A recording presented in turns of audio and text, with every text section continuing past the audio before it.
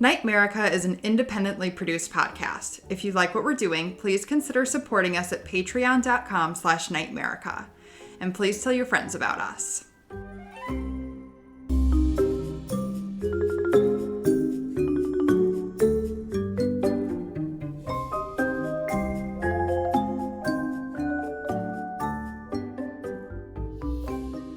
Welcome to NightMerica, a podcast that takes you on a tour of the abnormal, paranormal, weirdly true, and truly weird in every corner across this nation. Because, to paraphrase Ray Parker Jr., whether it's ghosts, aliens, monsters, or monstrous humans, there's something strange in your neighborhoods. Episode 13, Castles of Curiosity and Killing. Ha ha ha ha ha. Or maybe that should be mwah ha ha ha ha. Mwah, Like, what's the Count from Sesame Street? That kind of sounded like him. Just the Count. That's his name. Count Von Count. He would, yeah.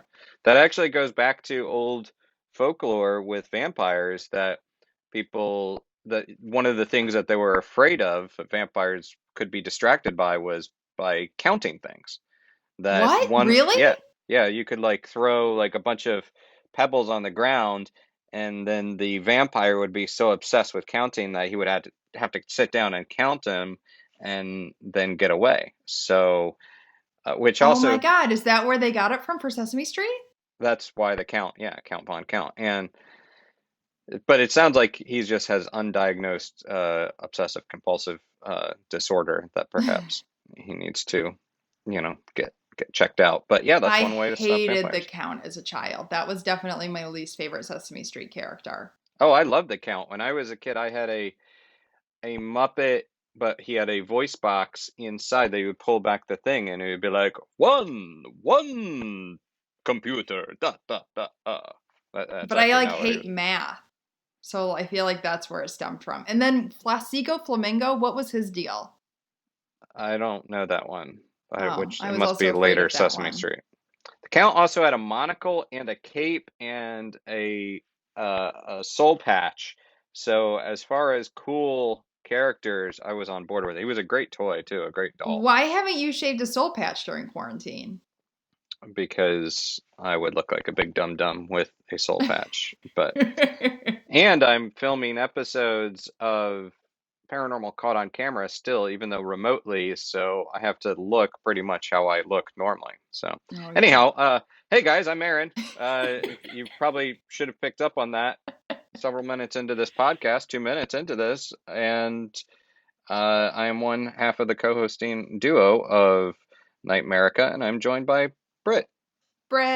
Hello everybody. All right, so this is the ongoing curiosity of your introductions. If I don't say your name, you don't say it. If I build up to your name, you don't say it. But then when I do say your name, you repeat it. Yep, I'm just gonna drive the point home. Yes, Britt. Before we get into this, first the news. Let's talk a little bit about the worldwide weird of news going on this week. What did you discover in your internet travels that you found notable and odd? I'm so excited for my weird news because I truly think this weird news was made for this segment of the podcast. Like, I think this happened for us.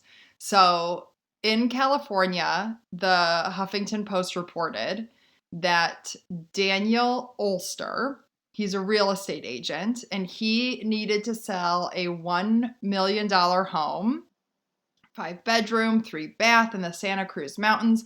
Truly a gorgeous home that probably could sell itself. However, he decided to invest in a $250 Sasquatch costume and posed himself around the house, like to take pictures for their Zillow account to sell it. He does yoga in one room. He bakes cookies. He's like gardening. These pictures are amazing. I'll post them to the Instagram. It's awesome. The Zillow page got 400,000 views in like no time and a bunch of offers over asking price.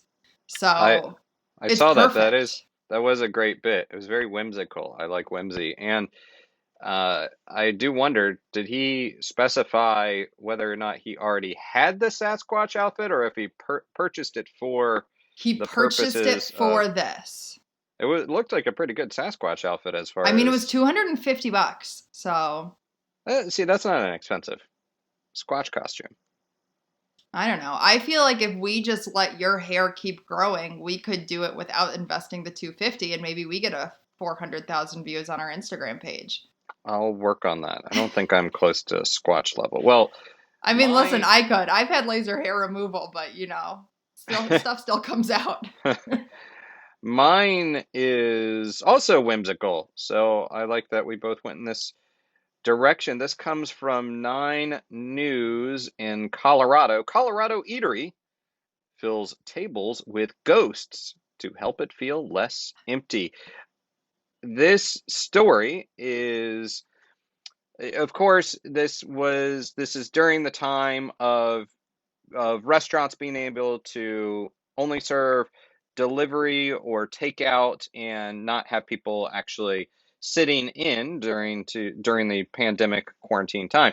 So this location, Sputnik is the name of the eatery, went ahead and filled their empty tables and their bar area with ghosts, or at least sheets with eye holes cut out. So one of these ghosts sits at the bar every day and reads. A few more enjoy drinks in a nearby booth.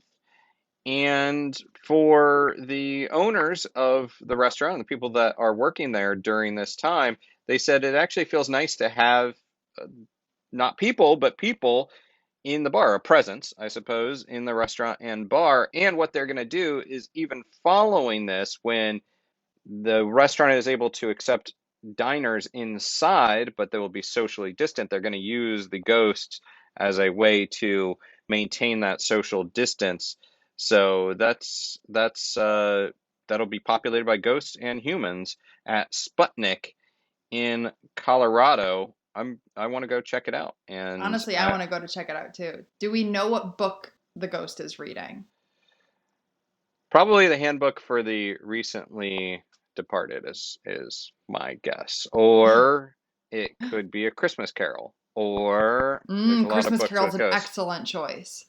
But all I know is that whatever it's reading, it's probably enjoying some nice spirits or But booze. booze. A room with a So, boo. room with a boo. That's room with lots of booze in this case. Yeah. And that's for any diehard listeners of this podcast.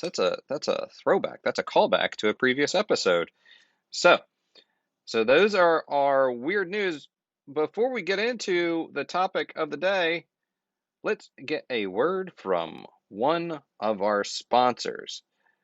So, Britt, if you think things have been bad during quarantine and pandemic time, just think about it. It could be worse.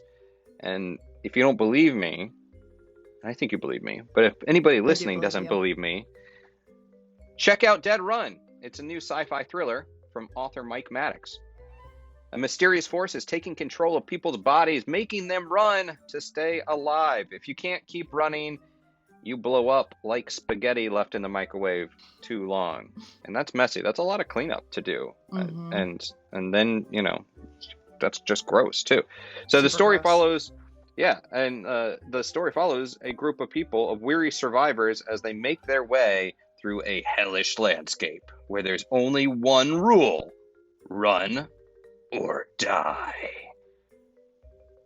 So this is actually why we should all be, keeping up our jogging, maintaining our cardio, watching our carbs, all that good stuff.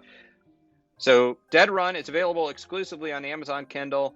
It's only $3, so it's worth a download. Dead Run by Mike Maddox. Run or die.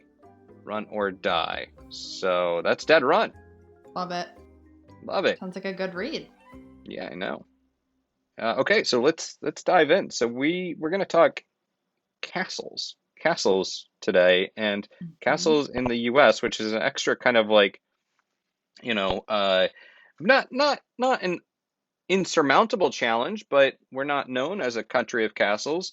how did we land on this? Were we just kind of trying to find random I places to think focus you on? suggested it because you had an idea for your story and you said it and I was like, "What the F? There's no castles in the United States." Like so weird. And so then I started Googling. There's so many castles in the Yeah. United States, and not only that, I found out there's one that's like 6 blocks from my parents' house. There was So, one when I was a kid in Florida that this isn't my story, but there's one from when I was a kid in Florida that I don't even know the name of it, but it was had classic castle vibes and had this such legend and lore connected to it, tales of murder, uh, tax murder. evasion, and things like that. And I distinctly remember seeing this thing and remembering tales of it from when I was a kid, but not knowing the name of it. And I should probably do some research to dig in a little bit more. But yeah, it is weird. Like they're not all obviously they're not castles that are several hundred years old, but they're associated with wealth and eccentric personalities and things of that. So, Mhm. which I think is sort of what yours is, right? Yeah, mine was a castle that was built in 1900, so not all that crazy long ago.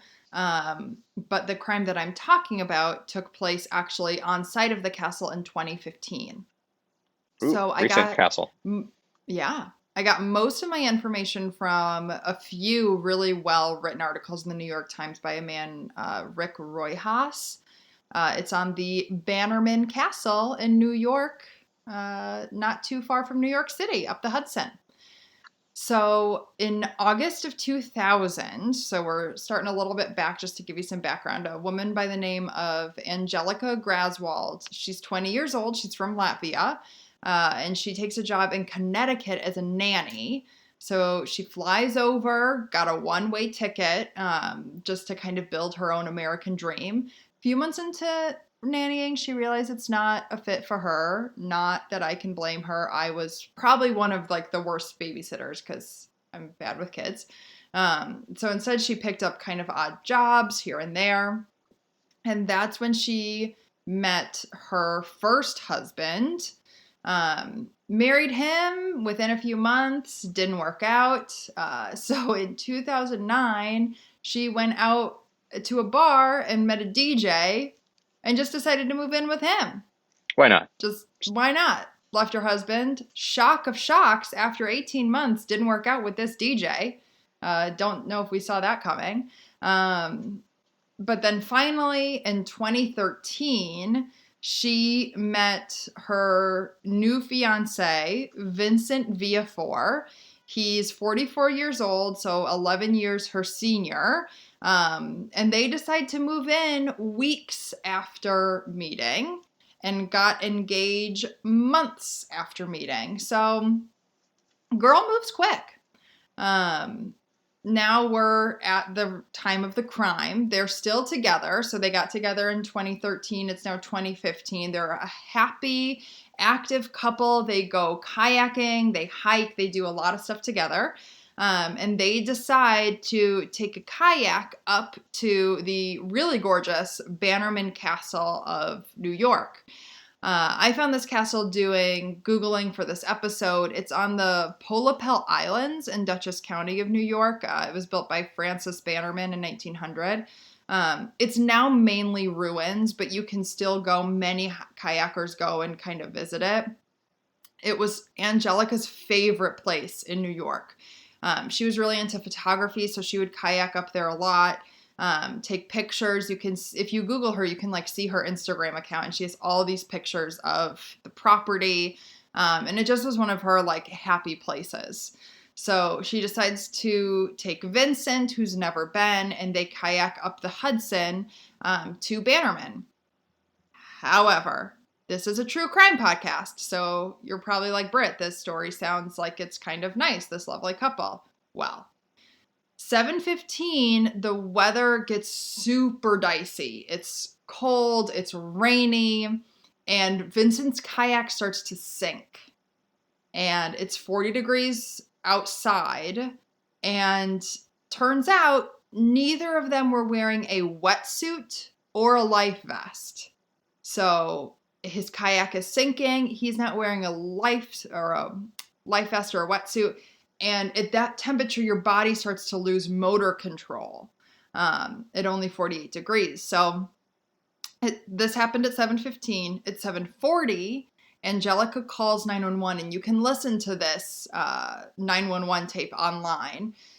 She's telling the operator that her fiance has fallen in the water, that they need help. She's trying to get to him, but she can't. She keeps getting farther and farther away from the tide. She tells the operator that her fiance has flipped over. And then the operator asks, does he have a life vest on? And Angelika responds, yeah, he's got something he's holding on to. Okay, well, that's not true. Like, neither of them were wearing a life vest. And what are you holding on to, even if you're upside down? Well, So, I mean, I've been in the water where, you think you're a strong swimmer and you're not wearing the life vest. So then when you go in, maybe you're just gripping it. Maybe that's what she meant. I don't know. That's where yeah, my mind would go if someone said, well, I'm holding on to it. But anyhow. true. But she was lying because they weren't wearing a life vest. So the police come and they get her out, but they're not able to find Vincent or his boat, despite searching. So what's then super disturbing to me is between the 19th when the incident happened and the 29th when she's interrogated by police, Angelika almost has like perfect Casey Anthony behavior. She goes out to a pub. She starts doing karaoke with this random couple. There's like a video of her singing Hotel California on karaoke. She posts a ton of selfies. She posts videos of herself doing cartwheels. Like stuff that just seems very inappropriate when your fiance's body has never been found. But she told Rick Royas of the New York Times that that's just how she dealt with it. But obviously, like, Vincent's family is super uncomfortable with it because that's inappropriate. It's uncomfortable, but I'm going to just defend her a little bit. Well, this is probably going to come back to bite me on the ass when I find out about her. But people do deal with things in their own way. So I don't know who's to say what's inappropriate or not. But yeah, I mean, like if you're in denial or you're shut down about whatever, maybe that's how you're going to deal with this odd occurrence. All right. You Well, disagree. I disagree because I know what happens. Oh, But I will say at this point in the story, I kind of agreed with you too. Like, we don't know what happened. So, and like I said, she had the police interrogation on April 29th, and it was 11 hours long. That's too long that's to a be in long a police talk. interrogation. Yeah, so I was I kind like of to on keep your side mine too. an hour tops, then I'm Yes. out of there. I'm like, I got places to go, I got guys. places to go. I People mean, to there's many kill. times where you and I have been on the phone and I'm like, well, do you have anything else to talk about? Like, I gotta go. I'm not the wait, between us, I'm not the overly chatty one where I hate talking on the phone. True. That's true. But anyhow, Well, they have I, a long conversation. 11 11 hours. hours. That's too long. And I was kind of on your side because she also, we have to remember, is from Latvia. English is not her native tongue. So it kind of sets up for like an uncomfortable situation with police. She paints Vincent really poorly in this interview. I feel sad. Vincent reminds me very much of a man I dated last year, like older, but like has a real zest for life, wants to be out, like is with someone younger because he lives a younger life. He just seemed like a happy dude. However, she told police that he constantly demanded sex, was super controlling, frequently asked her to have threesomes that she was uncomfortable with. And then straight up tells police, and you can watch this in the interrogation video. She says, I wanted him to die, but I didn't kill him. So, all right. And then she goes on to confess that he had two life insurance policies totaling $250,000. So that's when I was kind of like, okay. Like, you knew that, suspicious. Um, the interrogation video like shows the interview, but then it also shows where she's in the room by herself for a few hours. And during that time, she starts doing yoga, like Jodi Arias was doing yoga in her interrogation, which also is like so weird. But eventually, at the end of this interview, she admits to tampering with his kayak, removing the drain plug that's at the front, and tampering with his paddle a few days prior to them going out kayaking. Yeah. Oh no, I didn't mean to interrupt you. I was just curious. Tampering with a paddle. What happened there? It's a pretty basic device. It's just a long piece of wood with a flat end. So they had these, it looks like kind of like professional almost paddles. They were like metal, and then they had the center pipe connection. And they don't say exactly what it was, but it almost looked like she maybe tampered with like the handle's like center connector. I don't know kayaks, but that's what it looked like. Okay. So the interrogator, the police officer at the end, is like talking about how she feels and says to her, well, were you almost? And Angelika finishes his sentence by saying, I was euphoric with him being gone. Come on, girl. Like, you don't say that. Even if that's how you feel, like, that's not appropriate. So she's then arrested and charged with second-degree murder. And as she's being arrested, she says, I wanted him dead. Now he's gone and I'm okay with it. Yikes. I mean, it's one thing to feel these things. It's not really something that you want to be broadcasting to the world. No.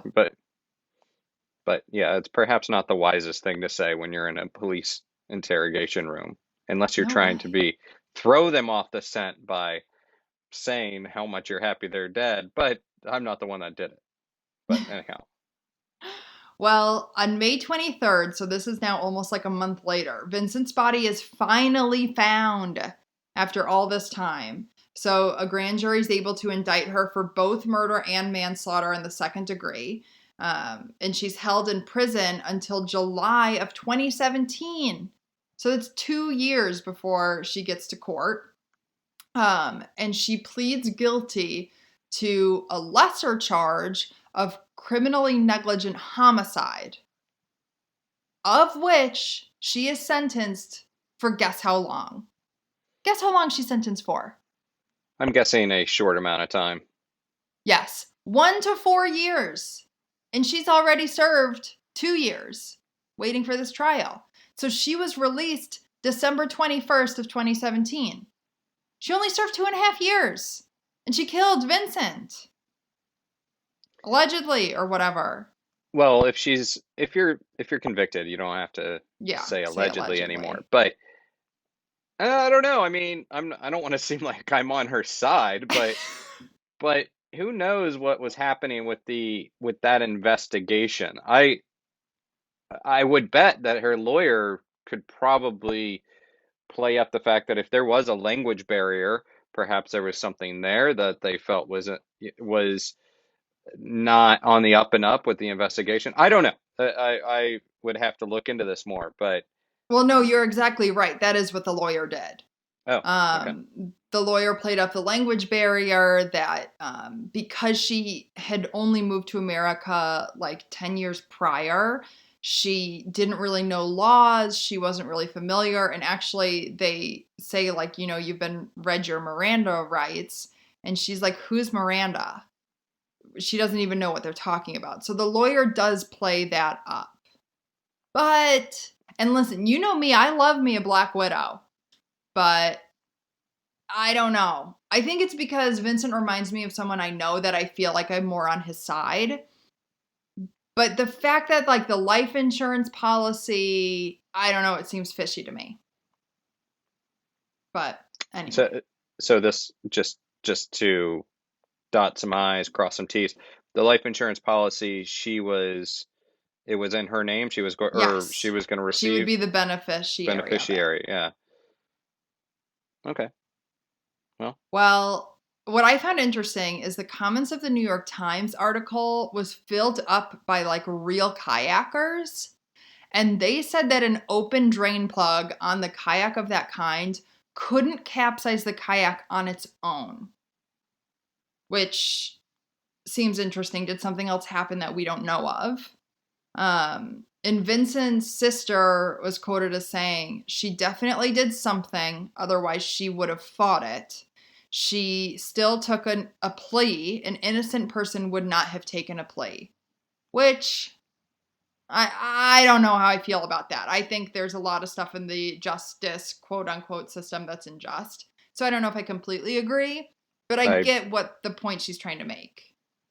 I would agree with your questionable agreement because there's a lot of reasons why people might take a plea deal. But I would say it seems like there's more to this story. Mm-hmm. Well, now she lives in Orange County, New York, so we could drive up and talk to her. She works for room and board at a camp run by her church, and when her parole is over in a few years, she's going back to Latvia. So that's the story. I have a crazy coincidence with your story, which I will tell you about. I'm excited. After this sponsor message. With bated breath. Is Brooklyn one of the most haunted places in America? I don't know. It's a worthwhile question. Something that I ponder frequently. Do you question yourself about that, Britt? I don't question it because I think it might be one of the most haunted places in America. Well, for the purposes of this ad, we'll say yes, we wonder about it often. And this podcast, NightMerica, the one you're listening to right now, is brought to you in part by Brooklyn's one and only mobile ghost tour, Madame Morbid's Trolley Tours. Also happens to be the official haunted tour of NightMerica. So, Madame Morbid's, it's a Victorian-era funeral-inspired trolley. It's also a pretty great way to cruise around Brooklyn and learn all about its haunted history, some true crime, some legend. And they are currently off the road as we record this, still during a pandemic time. Currently off the road, they are social distancing, they are chasing ghosts, and they have gift cards available for when they reopen. So be sure to check out MadameMorbid.com or give them a follow at Madame Morbid NYC to support your local ghost tour. Well, our local ghost tour, anyhow. I don't know where you're listening to, but if you visit New York, it'll be local to you, and you can go on the ghost tour. And be certain to hop on a ride with them when they're back open and everything. And Britt, because I asked that question of myself for the purposes of this ad, and you occasionally ask it, their answer is yes. Brooklyn is haunted and one of the most haunted places in America. So I'm glad we cleared that up. I can't wait. Actually, one of our Patreon listeners texted that they cannot wait to go on the Madame Morbid tour when quarantine lifts. Well, good. Well, maybe we'll go with them. We should try to arrange that like a field trip. Oh my God, yes. A NightMerica happy hour. So, the interesting coincidence with your tale is we kind of plan out the locations each week, what type of place we're going to build our story around, but Britt and I don't really trade too many notes about where we're going to be. We probably should, so we don't end up with the same story when we record. So that's maybe just poor planning on our part. But for this instance right now, it's a cool coincidence because my story also involves a main character from Latvia. Weird. Yeah, and it's just, well, I mean, I know it's it's a country, so it's like, okay, Latvia, but it's just not one that comes up a lot in when you're telling stories. So let's dive right in, shall we? Because this is about Coral Castle. Coral Castle, well, it's not really technically a castle, but it is called by some the eighth wonder of the world. Well, by some. In Search of called it that back in the 70s. Coral Castle, it's a strange structure in Florida, which is also basically the nation's capital of strange and my birthplace, Florida. So Coral Castle, it's this structure made of megalithic stones, which are also, they're essentially oolite limestone, which is fossilized coral. just to give you background, each stone that comprises this castle, each stone weighs several tons, upwards of 30 tons. Some of them are 25 feet tall. There's more than 1,100 tons of this coral rock in Coral Castle, and these stones, this castle is affixed together, is locked into place without mortar. So this Hmm. was a structure built in privacy, built in the dark of night, and possibly even using supernatural methods, and possibly using some of the same methods used by ancient Egyptians. But let's back up. Let's learn about the man behind it. Consider, if you will, one Edward Leedskalnin. Born in Eastern Europe, Ed was a diminutive figure of 5 foot tall and weighing only 100 pounds. But he Oh, possessed a big bless. vision and a giant heart, a heart that was broken. You interrupted my Rod Serling narration. I was going all Sorry. Rod Serling on that one. I'll just delete my portion. It's fine. But born in 1887, Edward Leedskalnin, he was born in Latvia. And when he was 26 years old, so around 1912, he became engaged to his one true love, Agnes Scuffs. Spoiler alert, we'd later find out that may not actually have been her name. Agnes was Oh. 10 years younger than Ed, so he affectionately referred to her as his Sweet 16. Uh, It wasn't as creepy back. This is in the early 1900s. Times were a little bit different then. So so they were engaged, and then Agnes canceled the wedding just one day before the ceremony. She called things off one day before the wedding. Not why? cool, Agnes. Well, we don't know that part, Oh. but not cool, Agnes. That means it's like probably a lot of catering and stuff that would have had to been canceled. So, like a man lost, he set out. He immigrated to America. He explored California. He bounced around, supposedly looking for this one perfect plot of land because Ed was on a quest and he ended up in Florida City, which was a city, is a city known as the gateway to the Florida Keys and to the Everglades. So on this quest, on a man on a mission, he wanted to build a monument to his lost love.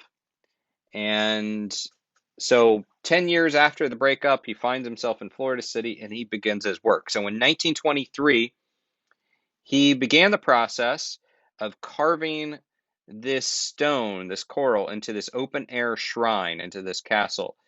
So, again, as I mentioned, he worked only at night.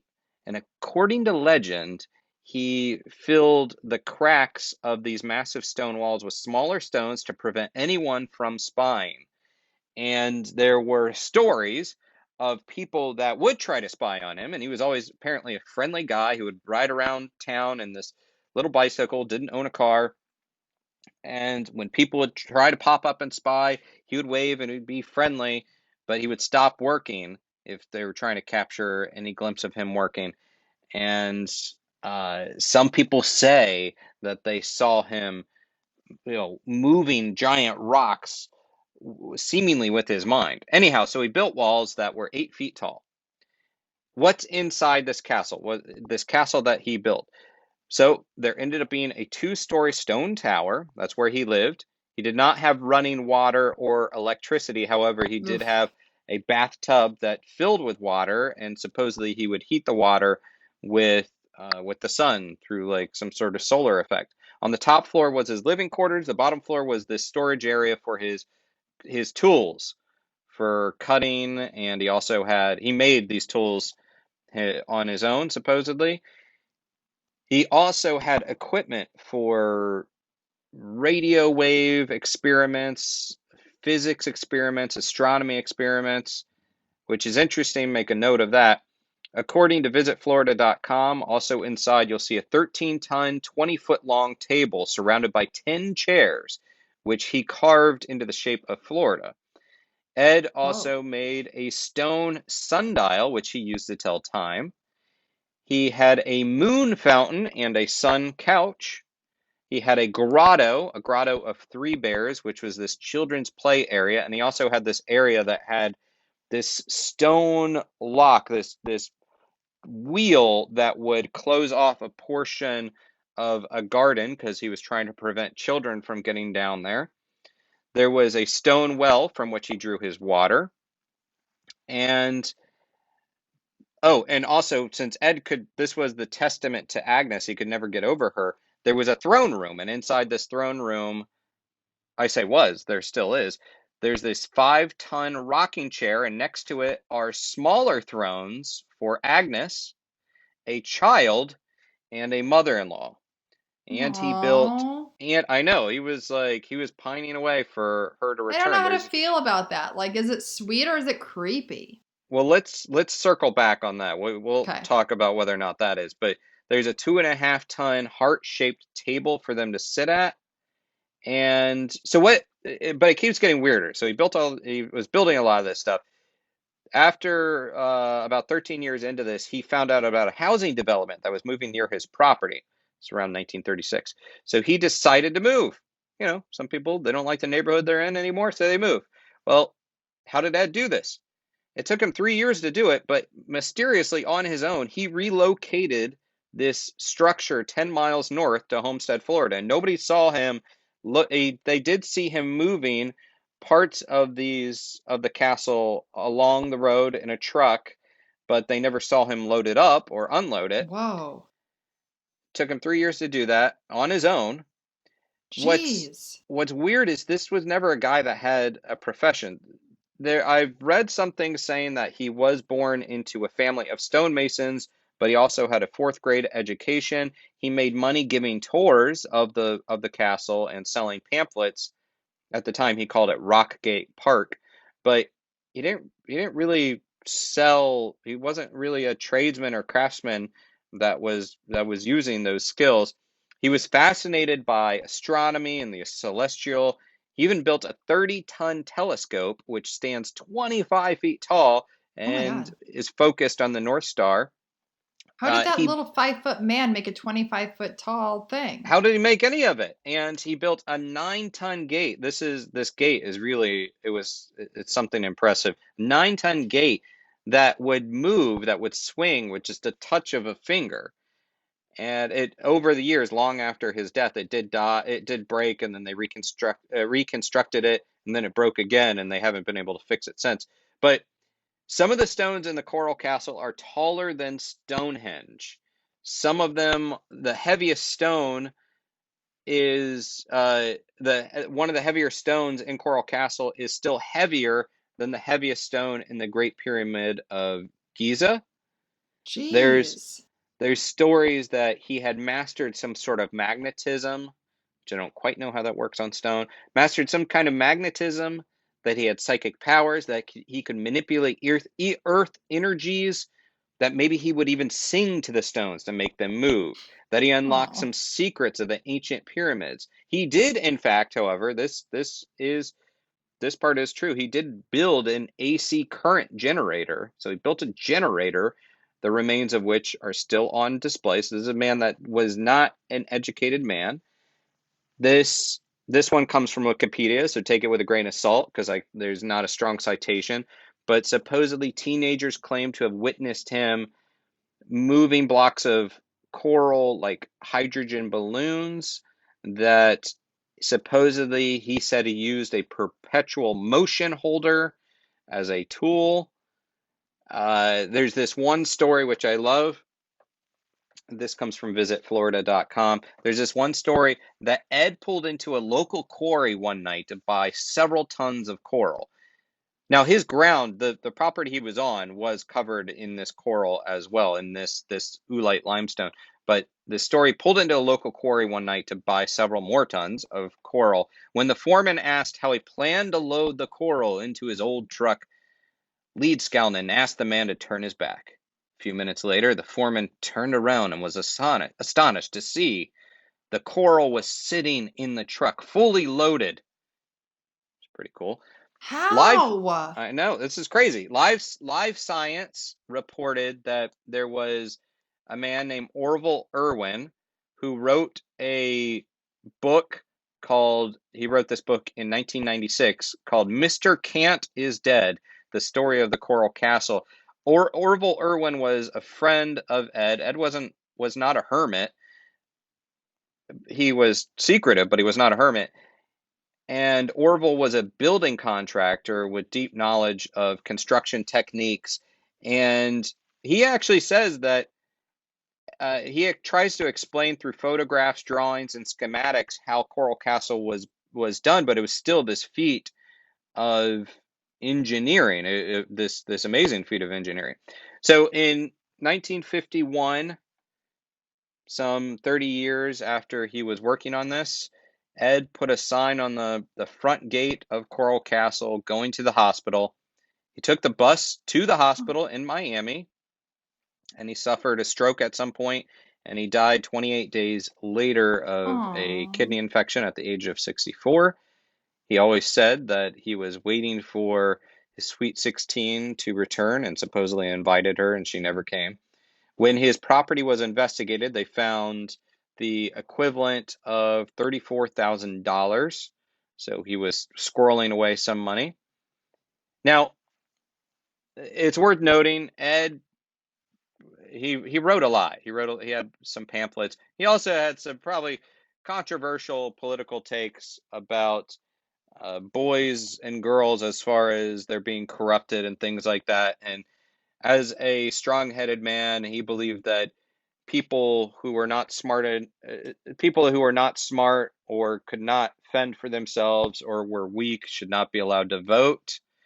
Oh boy. And he, interestingly, in a publication that he wrote, A Book in Every Home, he does actually say, this is interesting, he says his Sweet 16 was more of an ideal than a reality, and that may not have even been her name. Agnes Stuff may not have been her name. It could have been Hermine Lucius.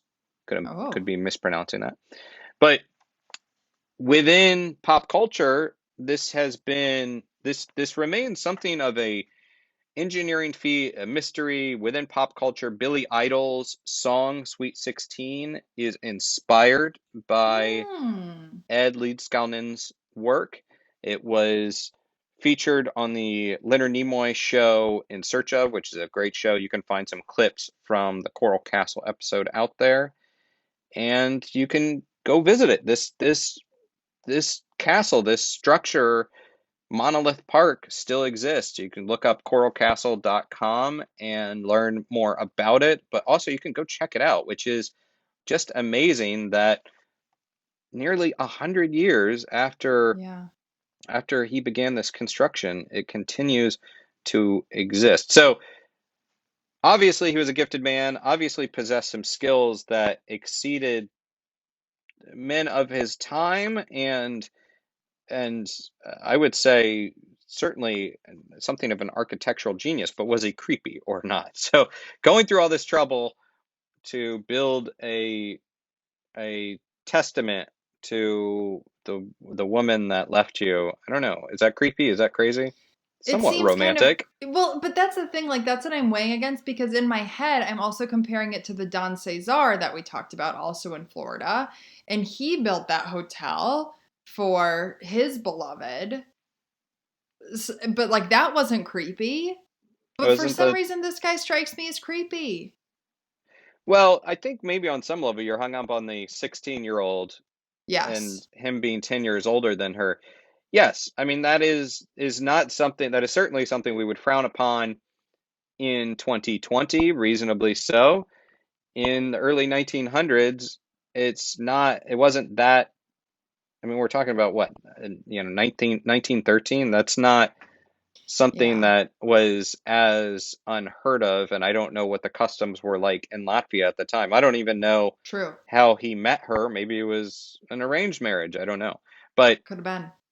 the Taj Mahal, wasn't the Taj Mahal even constructed as a tribute to a wife? I seem to remember a I story didn't about know that. that. I'm sure you're probably right. So maybe it's romantic and also kind of sad that even if it was an ideal, even if he stopped thinking of her as an actual reality, maybe this ideal of romance, of love coming his way that's something sweet and heartbreaking. Also, guy probably should have gotten out there and dated a little bit. Yeah, right? Don't just stand there and like build the house and feel sad. Do something. You imagine it'd be kind of awkward though to bring a lady friend back to your coral castle, because it's on one hand, if you're like, yeah, I'm an engineer, a state stonemason, I built my own house, all very cool. If he meets a lady at the local bar in either Homestead, Florida, which is where it's currently located, or in Florida City, maybe she'd want to check that out. But I feel like you have to set up the fact that it's like a Totally. coral castle, especially without electricity or running water. And I don't know if he slept on a mattress or if he slept on the like just a stone structure. Oh no. But here's the question. Would you rather go back to a man, well, for you, a woman's coral castle that they built themselves, or go back to like them having like a bunch of roommates in like a dirty, cramped apartment? Oh, I I don't know. would I would go to the Coral Castle any day, but even Yeah, without the roommates, I mean, I'd be stoked to do it. But I imagine if you don't do some sort of setup, you're gonna look like a crazy person. You're probably gonna look like a crazy person either way. If someone comes back to your structure made of totally. yeah, I Have you believe been? a long time ago. It's definitely on my Okay. revisit list. It's not on my bucket list. It's on my revisit list. I recall though, even down there in Florida where it gets quite hot and humid, I believe that even the way he constructed it, and I'm definitely talking out of school here. I don't know if this is supported uh, by facts, but if I recall correctly, he even constructed it so there'd be this natural airflow to essentially Hmm. create a natural air conditioning. So that's the guy was smart. The guy was smart. So Yeah. it's just All like you right. want to you want to maybe set up a little bit that it's a coral For sure. castle so it doesn't look like a murder castle Yeah. or like a sacrifice castle. Oh, and the other nifty thing is Coral Castle ended up being the site of a bunch of movie sets and interesting music videos as well, I believe. And that includes things such as these are great names. These are great like movies from the 50s and 60s.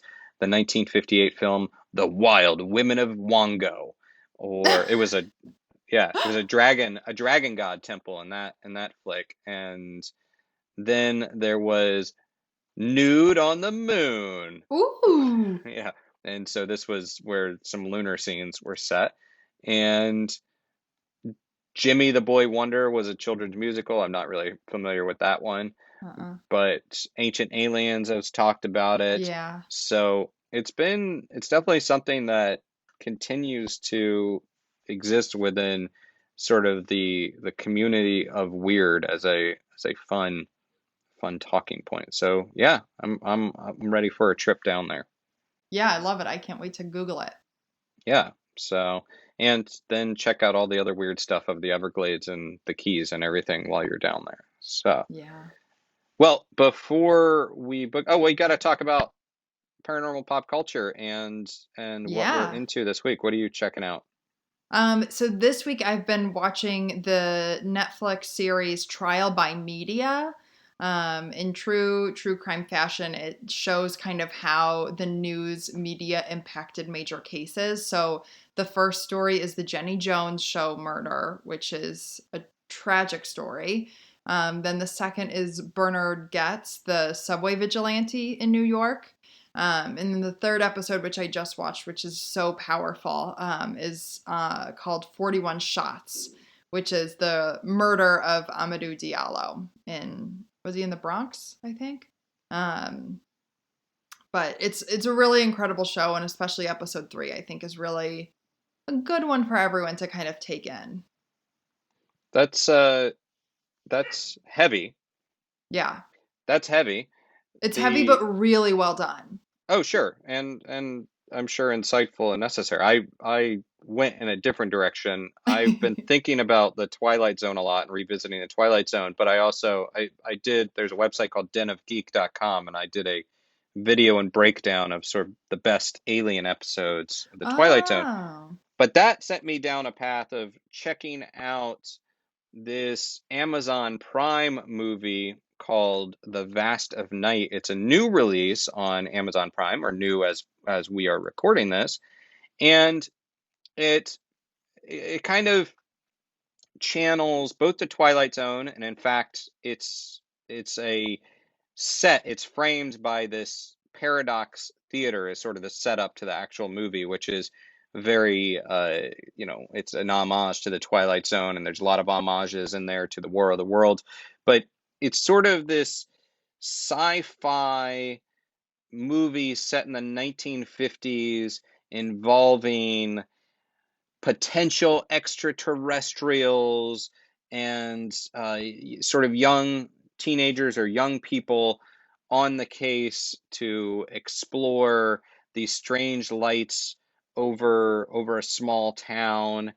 And it feels like something that it feels like one of those movies that is almost Spielbergian in nature, and also taps into that Stranger Things vibe, both nostalgic and a little bit eerie and romantic, and just that really kind of fun science fiction that I like. And it does involve UFOs, and I think even fans out there who are into ufology and into stories like Roswell, I think you'll see some definite nods to those stories in The Vast of Night. So The Vast of Night, Amazon Prime, check it out. It is available now. Cool. I will. I'll watch it. So there we have it. We've reached the end of Castles of Curiosity and Killing and Creepy Castles. What other words? The Curse of the Castle. The curse of the castles that are curious and perhaps might kill you creepily. Absolutely. So, all right. Well, before we wrap up really quick, I also want to say thank you for our newest Patreon subscriber, Jessica. The Patreon is where you guys can all go and get exclusive content. And at the first of the month is where it bills through everybody. So thank you as our first episode in this new month to all of our Patreon subscribers. Thank you. All right. Well, everybody out there, stay safe, stay weird. If you like NightMerica, please consider supporting us at patreon.com/NightMerica, and consider leaving us a review on Apple Podcasts. Give us a follow on social media and share this with your friends. And if you'd like to share your paranormal stories, or even seek paranormal advice, which is for entertainment purposes only, email nightmericashow@gmail.com.